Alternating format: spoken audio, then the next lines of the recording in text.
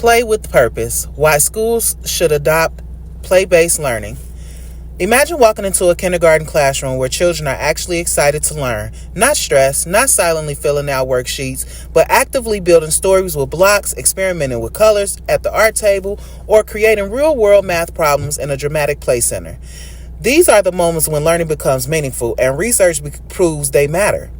My name is Ebony McIntosh, and as an early childhood educator who has spent years working hands-on with children, I have seen firsthand how play transforms a child's ability to learn.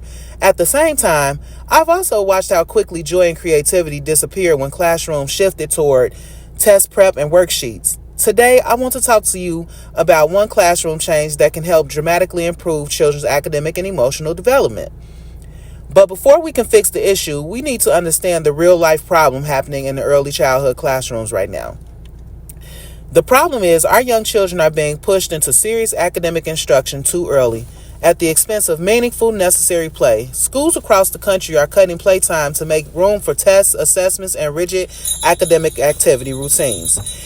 And even though it may sound productive, the research says otherwise. For example, according to a study published in the Journal of Applied Developmental Psychology, games and playful learning strengthen vocabulary, early math skills, creativity, and problem solving.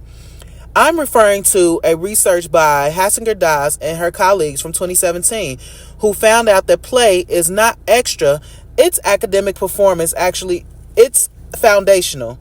And another study by Powell and Daniels in 2017 found that when children don't have opportunities to play, their stress levels increase and their long-term academic performance actually declines. So when schools push academic earlier and earlier, they're unintentionally hurting the very skills that we want our children to develop.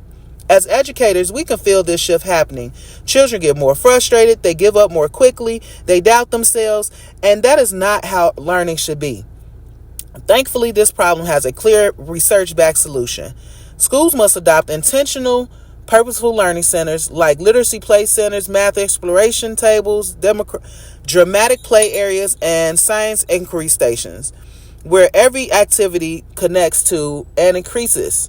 In fact, Fisher, Fry, and Pompian published findings in 2012 showing that classrooms using guided play significantly outperform traditional lecture-style classrooms in reading, language development, and cognitive flexibility. So when I say play helps children learn, I'm not speaking from intuition. I'm speaking from evidence. And so how do we make this happen? Here's what we can do and get started today. Let's view what we've covered. Play-based learning boosts academic growth, strengthens social-emotional development, and creates classroom full of joy and purpose. Research from Hasinger Daz and Plies and Daniels and Fisher and Fry all support this shift. Now, here's what I'm asking you to do. Advocate more for play-based learning. Encourage schools to reduce unnecessary testing. Join conversations at PTA meetings. And most of all, know that if we want children to love learning and actually succeed, we must stop treating play as a distraction and start treating it as a foundation of early education. Play is not the opposite of learning. Play is